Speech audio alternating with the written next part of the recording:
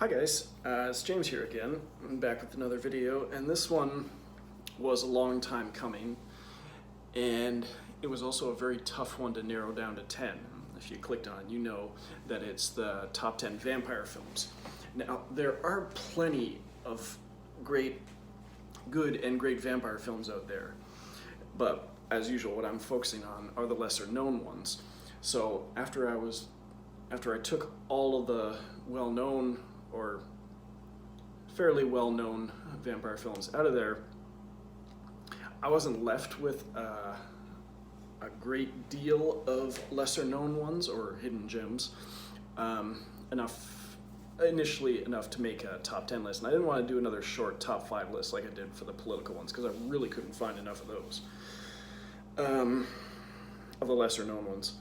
But I was able to get just enough with, I think, 1 or 2 extras to make a top 10 list.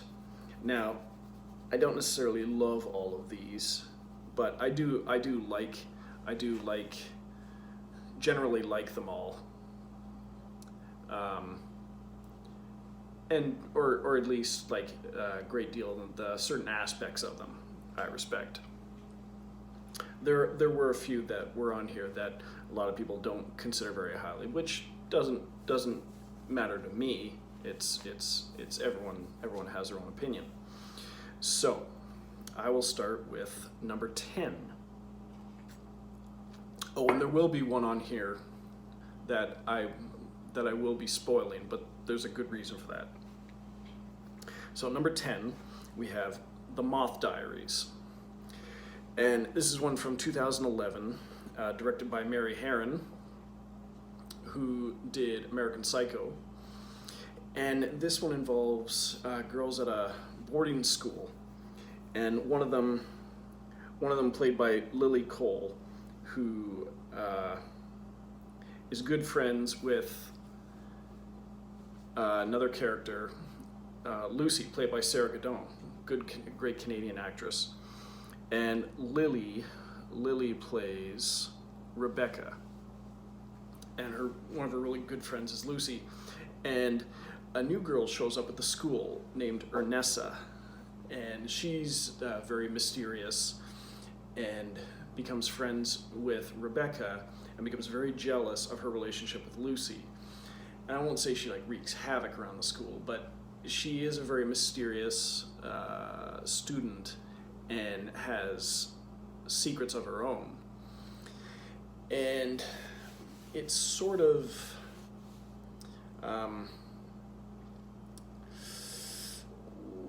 exploring their friendship and their complicated relationship and what's behind certain mysterious events that occur at the school, and people going missing and dying, and what is it about her? Is she behind all this? And it's a unique take on vampires, because you don't know how many there are, whether it's just her. She's a different kind of vampire for this movie, and it might be just her. You don't know. They really don't delve into her past that much beyond what she appears to be and what she might actually be. So that is The Moth Diaries. Number 9, we have a film from 1995. It's an Abel Ferrara film called The Addiction. And Abel Ferrara, the director behind Bad Lieutenant, this was his vampire film. And he shot this one in black and white. But it doesn't look like your average black and white film, because there's a lot of, I don't know, they use a lot of white in this one. It just has a very different, it's sort of like how most movies look, and then you have certain indie movies that have a very different look to them.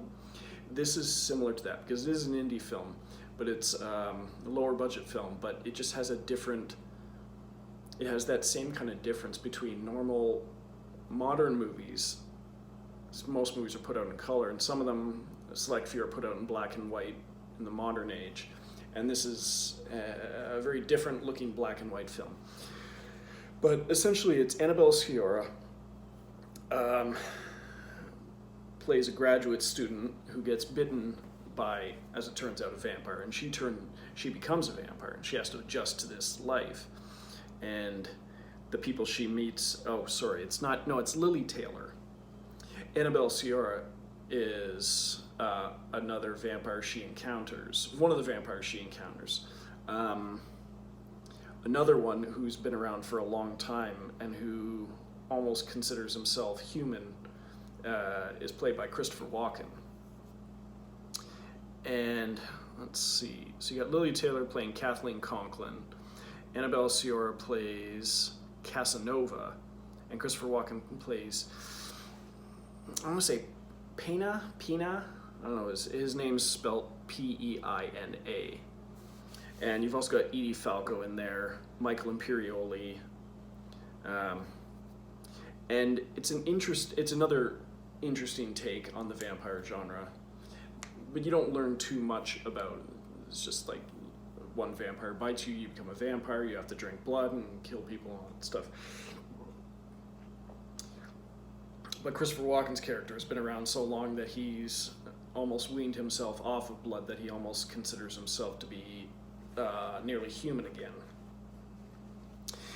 And it's her struggle with being a vampire, but also trying to finish her graduate studies and her thesis. And I thought it was fairly well done. It was very well done for a minimalist, low budget version of a vampire film. So the effects are minimal. It's more in the dialogue and the cinematography, but it was well done. The Addiction. Number 8, we have a film called Lesbian Vampire Killers. I picked this one up just on a whim years ago. It's from 2009, and it's a comedy. It's a vampire comedy film, comedy horror film. And this was my first experience with James Corden. It was the first thing I saw him in, years before he became a talk show host, or the other, like he had a small part in Three Musketeers, the Paul W.S. Anderson version. And he had another one in, was it like Big Voice or something, where he was, I think it was based on a true story, where he was a singer or something. But this was my first experience with him. And it's James Corden and Matthew Horn play the two main guys, Jimmy and Fletch. And they live in London, and they end up going on a vacation to a cottage. And the town they visit, apparently a lot of the women there have been turned into vampires, and there's some legendary ancient vampire queen that they're trying to awaken, and they meet up with Paul McGann, and he's trying to recruit them into taking down this legendary vampire. And it's the two guys there with a select group of women that they meet is just hysterical. Oh my goodness. And I'd say, like, Matthew Horn does a good job, but James Corden is just off the wall hilarious in this movie. Lesbian Vampire Killers. I would say I picked it up just on the title alone, but it's even better. It's so funny. All right, number 7, we have a film from 2013, Canadian found footage horror film called Afflicted. And this one is written and directed by Derek Lee and Cliff Prowse, and it also stars the two of them as the two main guys and two friends that are traveling across Europe. And one of them gets attacked one night by a woman. Turns out she was a vampire, and he's injured and starts to recover, but then strange things start happening to him. It turns out he's becoming a vampire. But it's all in the cinematography, the way it's the found footage, the way it's shot and portrayed, that makes it unique, in that you're following these guys as the transformation is happening throughout the movie, and they're trying to track down this woman who attacked him and infected him. And the in-camera effects that they manage in this movie are pretty impressive. What they do with a lower budget, it's a really, really well done movie, and I wish these guys had done. I think this is the only film they've done. They haven't done anything since, at least not directed, but they would be guys to keep an eye out for if they ever put out another film. Afflicted. Were there other recognized? The two guys aren't very recognizable. No, not really. Not the rest of the cast, no. Okay, so, all right.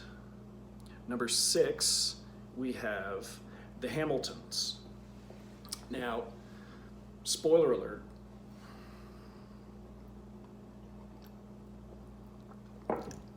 The spoiler alert is basically that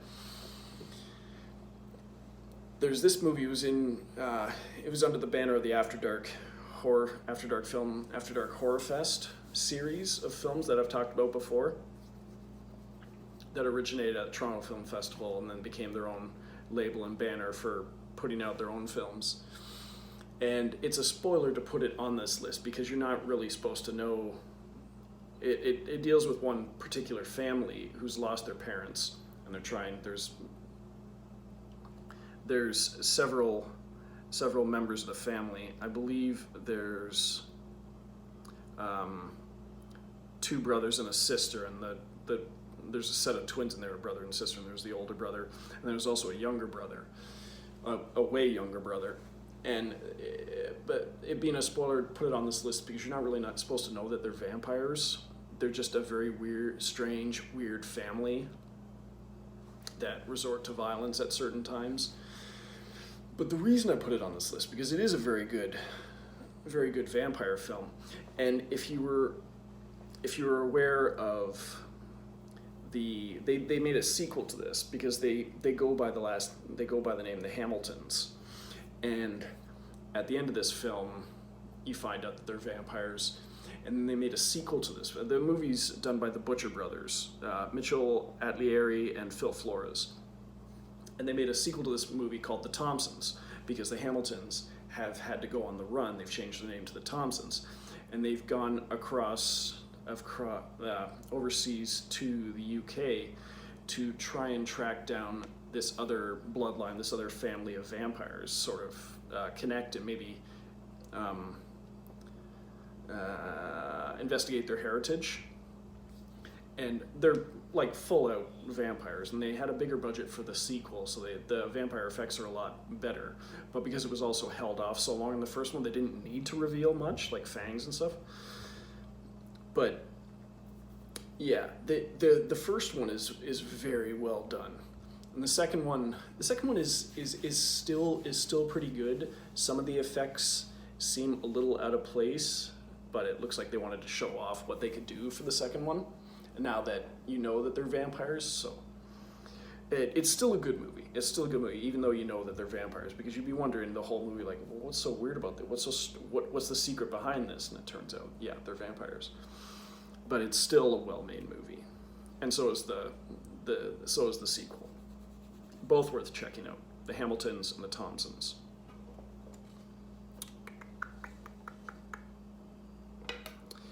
Okay, number 5, we have 30 Days of Night, Dark Days. Now, everyone knows, I believe everyone knows about the vampire movie. It takes place up in Alaska, 30 Days of Night. But they did make it, because it was based on a series of graphic novels, and they did make a sequel to the movie. It was a direct-to-video, so not many people may be aware of it or feel like watching it, because how good can it be, the sequel to such a great movie?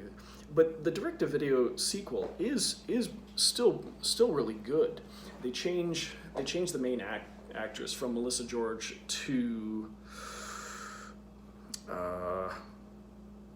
Kylie Sanchez, who's been in several things. One of them was, Lost. Had a small storyline going in Lost. And Eben, which was played by Josh Hartnett, the character Evan has a small tiny role in the sequel, because as you know, at the end of the 30 Days of Night, he died, allowed himself to burn up in the sun. Well, he has a small, tiny cameo in this film, and the actor they got to portray him, because the cameo is so small and so quick, almost not quite blink if you miss it, but pretty small, that you don't see as much of his face, that it's passable, that you could believe, it's the same character. They got a guy who looked just enough like him for their purposes. Essentially though, it's the character of Stella tracking down vampires. She's come back from Alaska to the US and is tracking down the vampires that attacked Barrow, the town they were living in Alaska. And if you remember, there was this big freighter, the big boat that was nearby, that you believe the stranger, played by Ben Foster, and all the vampires that attacked, led by Danny Houston. Well, she tracks them to that freighter, and apparently there is a queen of sorts that's in charge of everyone, and that is played by another great Canadian actress, Mia Kirshner. And she enlists help from several, vampire hunters, and a vampire himself who's trying to be a good guy. So you've got Kylie Sanchez, Diora Baird, Harold Perrineau, Catherine Isabel. Ben Cotton plays the vampire who's trying to live on the straight and narrow, I suppose you'd say. And Mia Kirshner plays Lilith, who's like the head honcho. And I thought it was a very, very suitable follow-up. And do I wish they used the same Melissa George in this and Josh Hartnett? Sure, but obviously they couldn't get them, or they didn't want to come back for it. I don't know. The people who did appear in this movie did a great job, and the effects are great. This one could have been put out in theaters and still done well, I think, in my opinion. So that's 30 Days of Night, Dark Days. Number 4, we have a film from 2009 called Thirst. And this was a vampire film made by Park Chan-wook, the director of the Vengeance trilogy, Sympathy for Mr. Vengeance, Old Boy, Lady Vengeance, Stoker, The Handmaiden. This is his vampire film. And essentially it's a priest who helps people out, who ends up he's in the hospital, and he gets a blood transfusion and becomes infected with a virus, which turns him into a vampire. And I believe this happens fairly early on, but he ends up for one reason or another, turning another woman, a younger lady, into a vampire. I guess trying to help her or save her life, but she turns into a complete monster. So now he's a priest who's a vampire trying to be a good guy, and he has to rein in this uncontrollable new vampire who's just wreaking havoc all over town. And I guess in someone else's hands it could be pretty ordinary, but in Park Chan-wook's hands, it's a pretty fantastic vampire film. Not to say that anything that this guy tackles would be gold, but this one certainly is. Thirst. Number 3, we have a film from 2012, directed by Neil Jordan, called Byzantium. And Neil Jordan, who is well known for making Interview with the Vampire, he makes another vampire film. You think, well, he's done Interview with the Vampire. This is another one that's a very different kind of vampire film. And this one involves Gemma Arterton and Saoirse Ronan. It's a mother-daughter, and living out their endless centuries of life. And apparently there's a secret society of vampires, like a high council kind of thing, that have a certain set of rules. And one is like, you don't make children into vampires. And like, that's exactly what Gemma Arterton did. She turned her daughter into a vampire so that she would never lose her. And so they've got this council of vampires that are coming after them, and led by, let's see, one of the guys is Sam Riley, and sort of like the mother and daughter each develop relationship with certain humans. And Gemma Arterton, she has a brief relationship with Johnny Lee Miller, who's an abusive, drunk soldier. Saoirse Ronan falls in love with a guy named Frank, played by Caleb Landry Jones, another great Canadian actor. And you've also got Tom Hollander in there somewhere, but I didn't recognize a lot of the other names. But it's a very different. There's also a very different way, very original way that someone gets turned into a vampire in this film, and it's not just by one vampire biting a human. I thought it was very original. So, and so it's there, like mother-daughter on the run and trying to live out their lives best they can.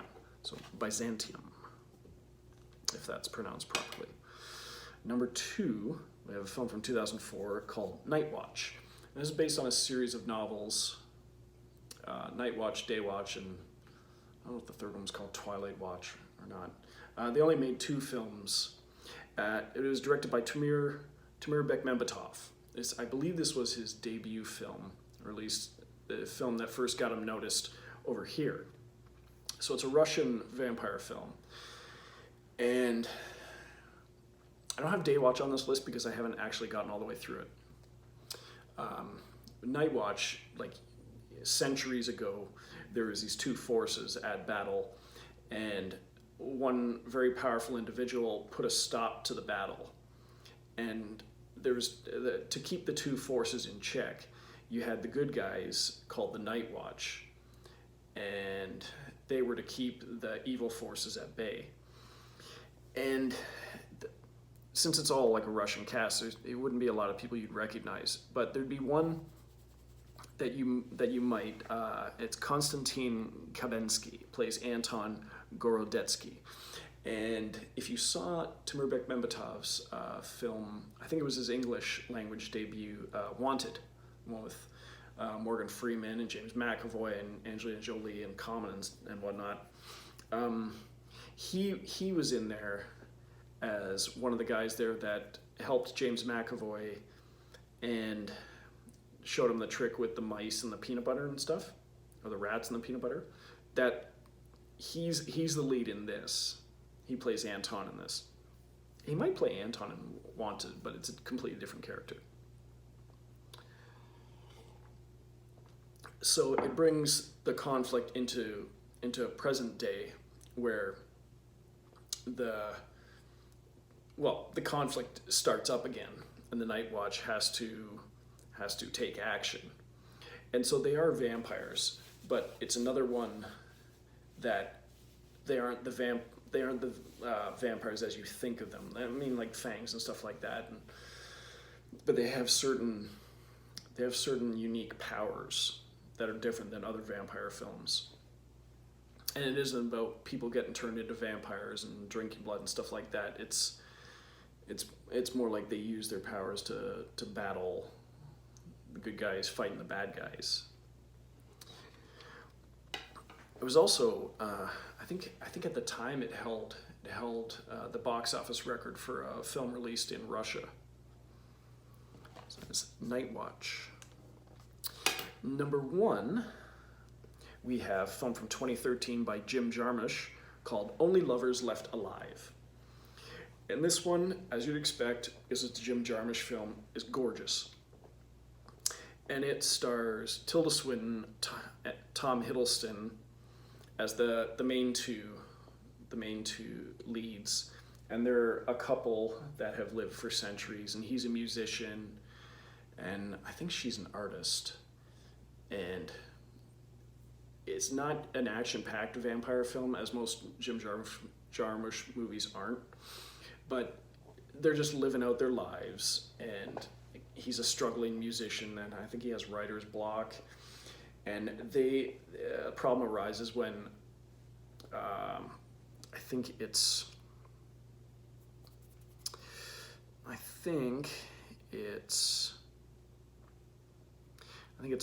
Tilda Swinton's younger sister, played by Mia Wasikowska, and she's a very young, impetuous, impulsive vampire who doesn't really get it, and like just does whatever she wants. And so they have to keep her in check. But the other people in the cast, you've got John Hurt as Christopher Marlowe, who's an old friend of theirs.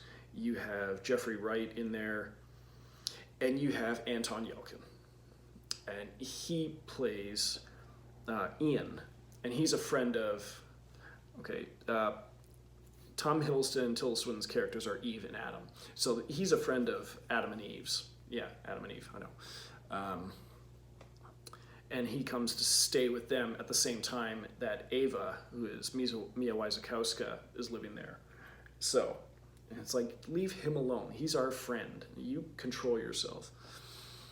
But it's just a gorgeous film to watch, and not an easy film to get a hold of because it was pretty pricey when I got it, and that was just the DVD. The Blu-ray was astronomical, so I didn't even bother with that. But it is a great, great movie. Little slow, but you're watching it for the performances and the visuals. Just enjoy the show. So that was Only Lovers Left Alive. Okay, well, I'm glad I finally got that list done, because I don't know, I just figured it should be. I wanted to get it out there. And when I finally got the last ones nailed down, I wanted to make sure I didn't change my mind again and swap something else out. Okay, so I hope you like this one. It seems like a list I should have done a long time ago with the zombies and stuff, but it took a while to get some good ones on here. All right, so like and subscribe, and I'll talk to you later. Toodles.